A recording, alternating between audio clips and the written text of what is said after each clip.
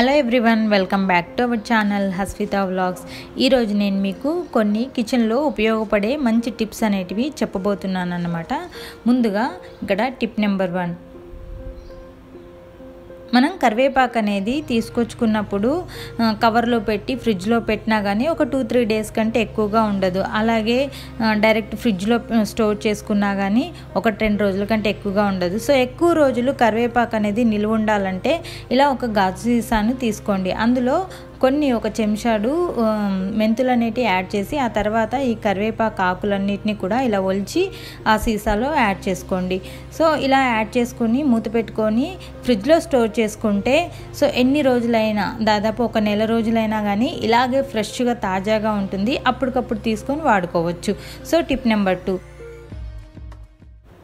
చింతపండు అనేది మనం బయట పెట్టేస్తే, ఫ్రిడ్జ్లో కాకుండా బయట పెట్టేస్తే కొద్ది రోజులకల్లా నల్లబడిపోతుంది. అలా కాకుండా ఎన్ని రోజులైనా ఫ్రెష్గా తాజాగా ఉండాలి అంటే ఇలా ఒక డబ్బాని తీసుకొని దాంట్లో కొద్దిగా సాల్ట్ అనేది యాడ్ చేసి ఆ తర్వాత ఈ చింతపండుని దాంట్లో స్టోర్ చేసుకోండి.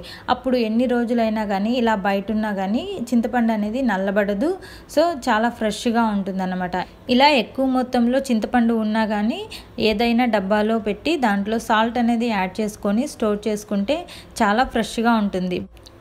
టిప్ నెంబర్ 3, మన ఇళ్ళల్లో మిక్సీ జార్లు ఉంటాయి కదా, అవి వాడగా కొద్ది రోజుల తర్వాత ఆ మిక్సీ జార్లలో ఉండే బ్లేడ్లు అనేటివి మొద్దుబారిపోతాయి. అలా మొద్దుబారిపోయినప్పుడు ఇలా 1 కప్పు కల్లుప్పుని తీసుకొని దాంట్లో వేసుకొని సో తర్వాత ఆ కల్లుప్పుని మెత్తగా గ్రైండ్ చేసుకోవాలి. అలా చేయడం వల్ల మిక్సీ బ్లేడ్లు అనేటివి చాలా షార్ప్గా తయారయ్యి మనకు పని అనేది ఈజీగా అవుతుంది. టిప్ నెంబర్ 4, సో మనకి మన ఇంట్లో ఉండే కత్తెర అనేది కొద్ది రోజుల తర్వాత ఇలా మొద్దుబారిపోతుంది. అలాంటప్పుడు ఇలా అల్యూమినియం ఫాయిల్ పేపర్ ఉంటుంది కదా, దాన్ని తీసుకొని ఆ కత్తెరతో ఈ ఫాయిల్ని అంతా కూడా చిన్న చిన్న పీసెస్ లాగా ముక్కలుగా కట్ చేసుకోవాలి. అలా కట్ చేయడం వల్ల ఏంటంటే ఈ కత్తెర అనేది షార్ప్గా తయారయ్యి మనం ఏది కట్ చేసుకోవడానికి కూడా చాలా సులువుగా కట్ అవుతుంది అనమాట. ఈ టిప్ అనేది చాలా బాగా ఉపయోగపడుతుంది.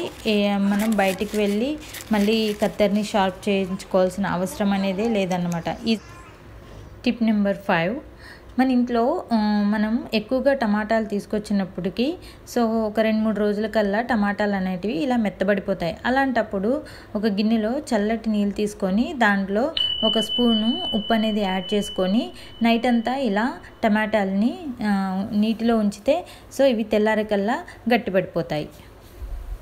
సో ఫ్రెండ్స్, మీకు ఈ టిప్స్ అనేటివి నచ్చాయని అనుకుంటున్నాను. మీరు కనుక నా ఛానల్ని ఫస్ట్ టైం చూస్తున్నట్లయితే ప్లీజ్ లైక్ చేయండి, షేర్ చేయండి, కామెంట్ చేయండి.